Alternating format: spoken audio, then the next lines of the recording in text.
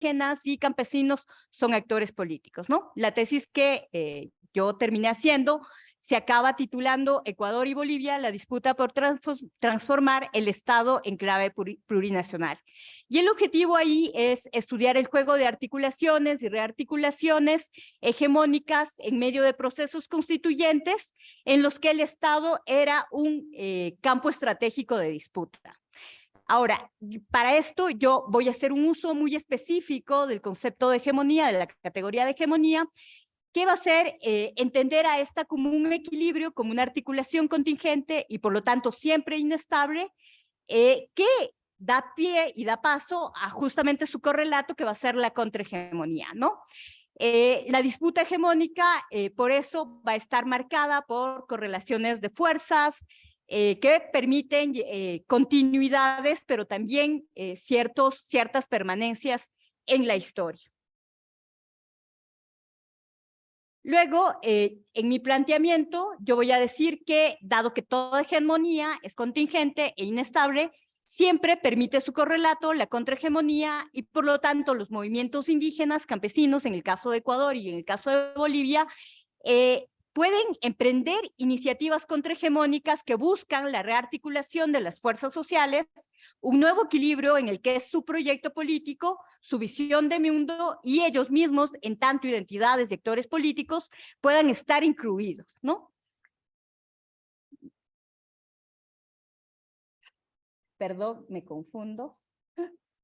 Ahora, para esto, digamos, esta resolución finalmente, si bien hago un navego entre los conceptos gramscianos, entre los cuadernos de la cárcel, finalmente la resolución va por el uso de la categoría de hegemonía planteada por Chantal Mouffe y Lacroix, ¿no? En este libro de Estrategia y Hegemonía Socialista. Y esto lo hago por dos razones, ¿no? Primero porque digamos, en Lacroix y Mouffe, la categoría de hegemonía no está ligada, no está anclada a una clase social, sino que permite pensar la hegemonía desde iniciativas de otros sectores, como en este caso los movimientos indígenas campesinos, y por otro lado, porque el concepto de hegemonía en Lacroix y Chantal Mouffe no representa un cambio sustantivo, no representa una transformación radical, sino simplemente una rearticulación de fuerzas en otro momento histórico. Y bueno, ahí voy a usar esta idea de articulación contingente, ¿no? Es decir, una articulación en la que distintas identidades políticas pueden, que incluso pueden estar en disputa, pueden formar una totalidad a través de la fijación de ciertos puntos nodales.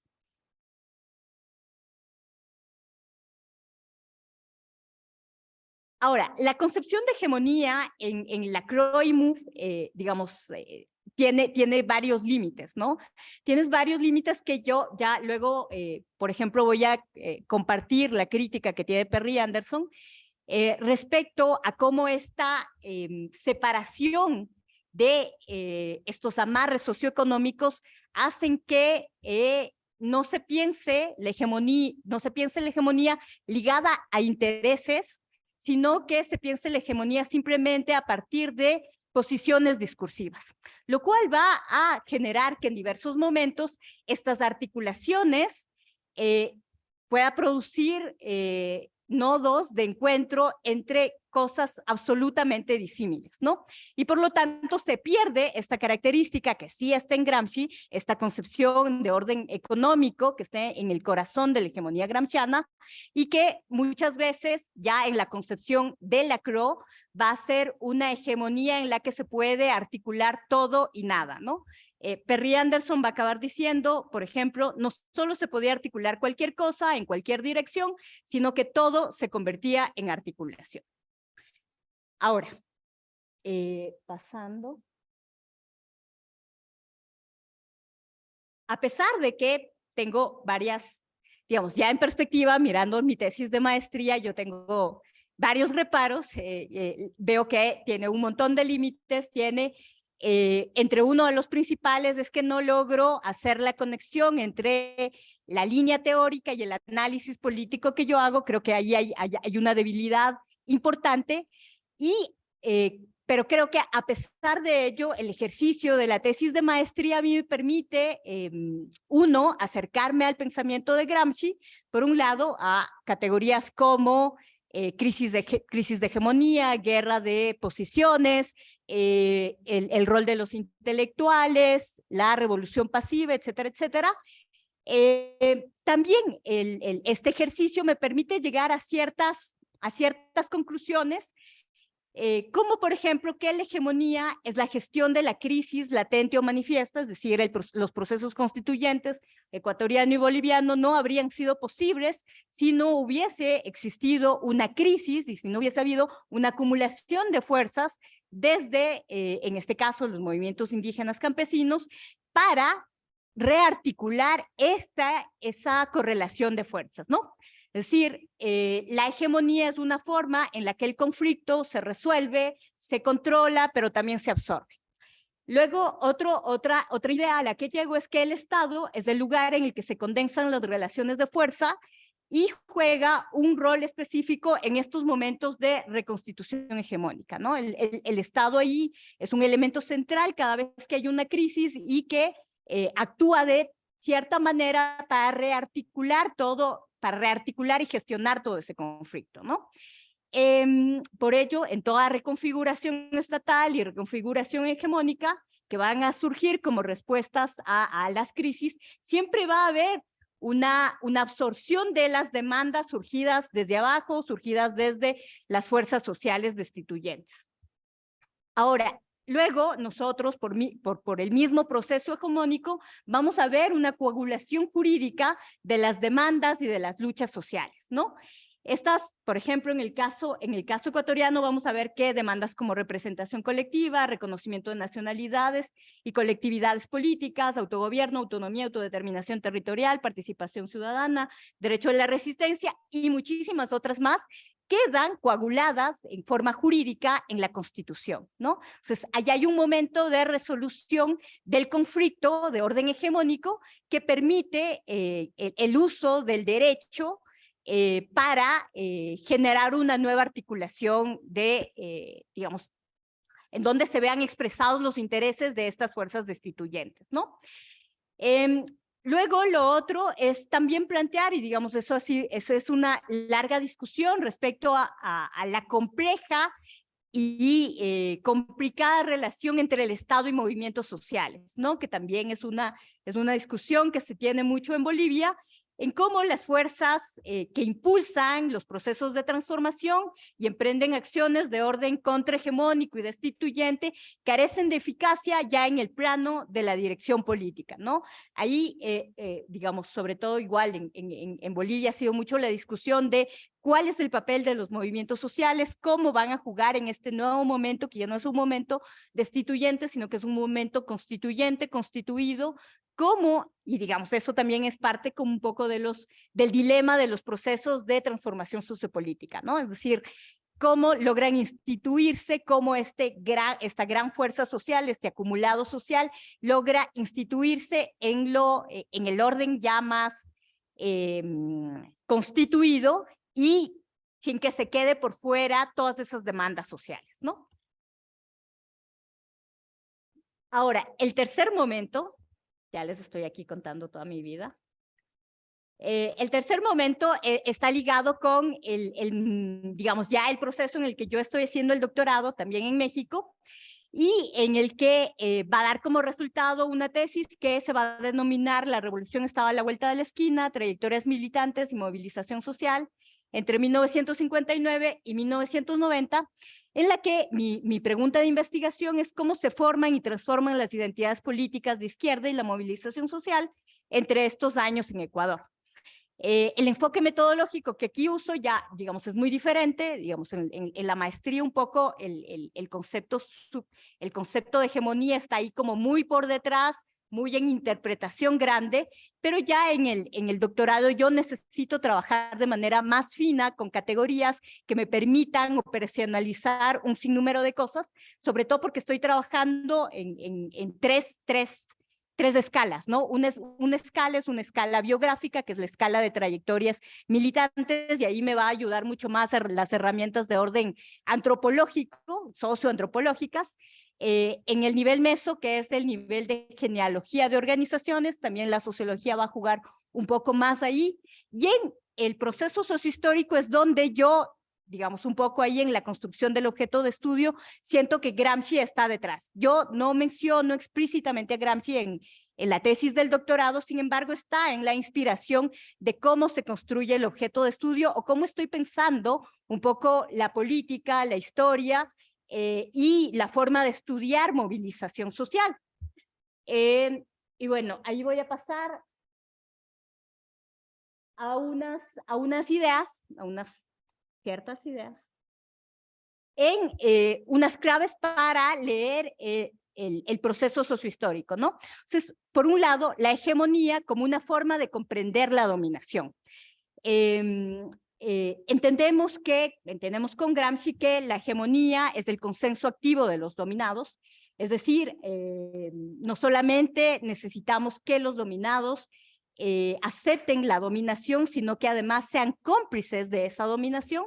Digamos, por eso es que, digamos, en uno de los pasajes Gramsci va a decir que no solamente se requiere de la coerción, de la fuerza, sino de conquistar mentes y corazones, y que además se requiere, digamos, para la construcción y el mantenimiento de la hegemonía, se requiere la participación activa de los subalternos para su estabilidad. Y esto se logra cuando el subalterno finalmente logra defender los intereses del grupo dominante como si fueran propios, ¿no? Es decir, la hegemonía permite el estudio, permite mirar permite comprender la dominación. Finalmente, digamos, cuando la hegemonía logra establecerse, las clases dominantes logran imponer su visión de mundo, su filosofía, su moral, sus costumbres, su sentido común, que favorecen ese reconocimiento de la dominación. Y bueno, ahí, por ejemplo, juega un papel importantísimo el derecho para generar conformismo social, ¿no? En esta misma línea podemos encontrar, por ejemplo, el trabajo de Bourdieu, que avanza un poco más respecto a esta línea de comprender un poco la dominación en este sentido, ¿no?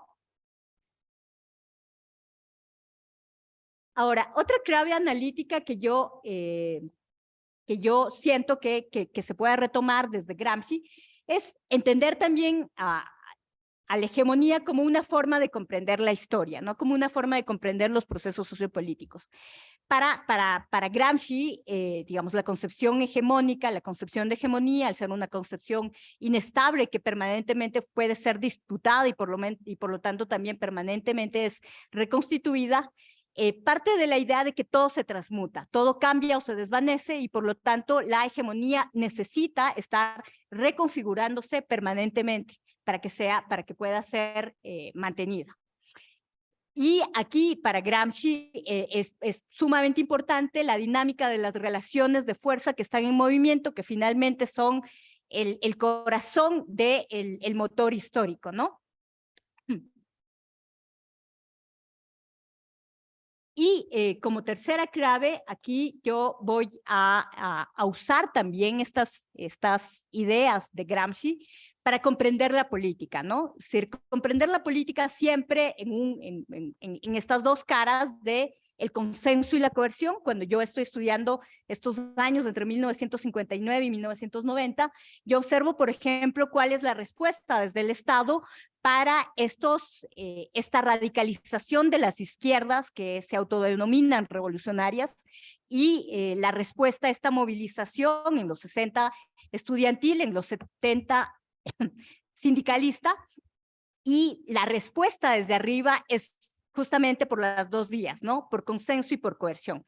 Entonces, por coerción es sumamente evidente, y ahí tenemos las dictaduras en los 60 y en los 70, pero el consenso es una forma mucho más fina y más refinada de establecimiento de la dominación, y que nosotros ahí podemos verlo en la década de los 60, muy ligado con Alianza para el Progreso, y con un conjunto de reformas, la reforma agraria, la reforma política del 78, y otro conjunto de reformas que impulsan la modernización de Ecuador entre los 60 y los 70, que están justamente ligadas a neutralizar toda actividad insurgente, ¿no? Y eso está, digamos, de manera muy clara, se puede leer en los documentos desclasificados de la CIA, ¿no? Ellos son muy claros en establecer, Ecuador necesita urgentemente unas reformas que vengan a arrancarle los guerrilleros campesinos a esas izquierdas revolucionarias, ¿no? Entonces, ese ejercicio del consenso y la coerción siempre funcionan unidos, ¿no? Por otro lado, entender también a la política en un sentido de que siempre hay un equilibrio inestable en el que siempre hay posibilidad de la iniciativa política para las clases subalternas, ¿no? Es decir, para Gramsci esa posibilidad siempre está ahí, ya sea porque exista una crisis de hegemonía desde arriba, porque se ha roto el bloque dominante, o ya sea porque desde los subalternos ha existido una activación política que los saca de el espacio de subalternización y emprenden acciones antagónicas, ¿no?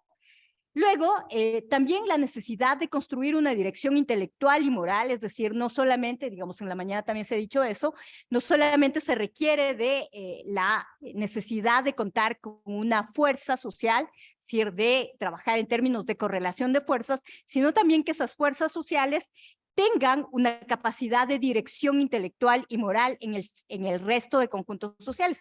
Creo que eso podríamos verlo, por ejemplo, en el 2019, en medio de todo el estallido que hubo en Ecuador en octubre, y que existió la posibilidad de que hubiera una dirección intelectual y moral, lo que, por ejemplo, no podríamos ver, no fue tan evidente de verlo en el caso chileno, ¿no? Ahora, creo que también aquí hay que retomar a Gramsci en el sentido de que el núcleo económico de la hegemonía, a partir del cual se construyen los bloques hegemónicos, hay intereses económicos ahí. Creo que ahí siempre es como, digamos, los momentos de crisis nos permiten ver de manera muy clara eso, pero creo que es un elemento que habría que resaltar, sobre todo por esas otras recepciones gramscianas que insisten en ubicar a un Gramsci específicamente culturalista, ¿no?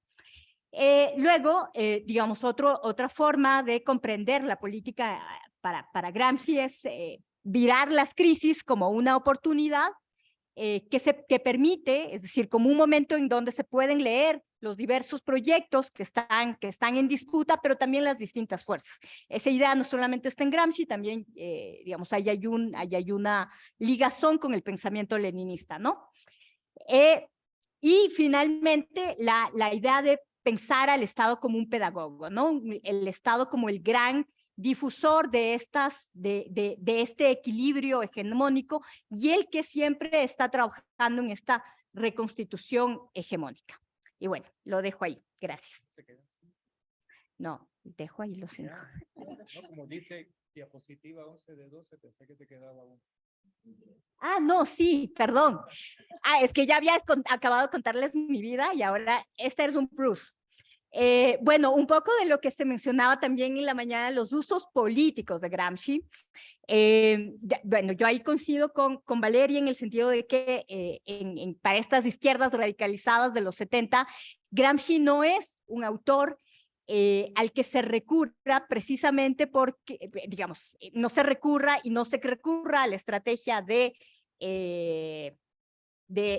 frentes populares, precisamente porque yo creo que están en otro momento, leen el momento político de otra manera. O sea, están convencidos de que la revolución viene, ¿no? Hay un absoluto convencimiento de el advenimiento de la revolución, que creen que se va a llevar a cabo en el corto o en el mediano plazo, y los militantes se ven a sí mismos como sujetos de una excepcionalidad histórica. Son ellos los que van a llevar a cabo esa revolución, y parecería, digamos, un poco por eso el título de mi tesis, de que la revolución está a la vuelta de la esquina, ¿no? Ellos casi la miran. Y eso un poco parece confirmarles la revolución cubana en el 59, la experiencia chilena en los 70, Nicaragua y Centroamérica, a finales de los 70.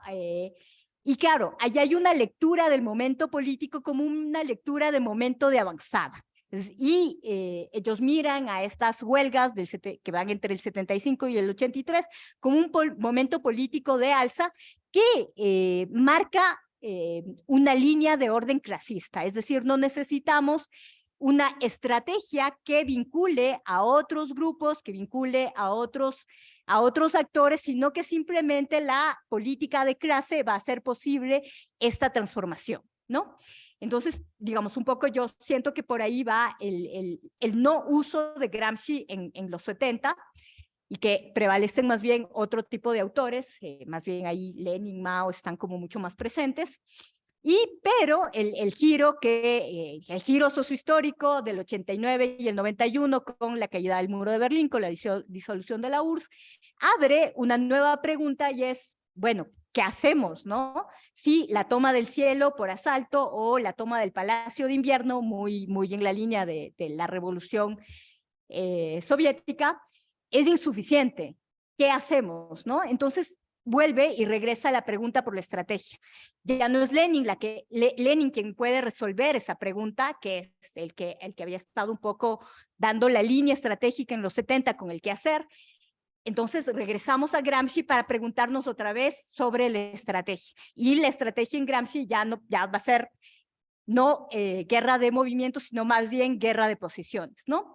Y, digamos, allá hay una mirada de mirar que es necesario disputar otros ámbitos que hasta entonces no habían sido reconsiderados o reconocidos como lugares políticos, ¿no? Entonces, entra ahí una disputa por el orden de género, por lo étnico, etc.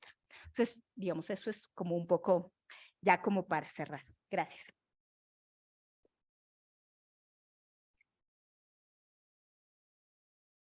Bueno, muchas gracias a Sofía. Le damos la palabra ahora a Josefina Torres. Ella es licenciada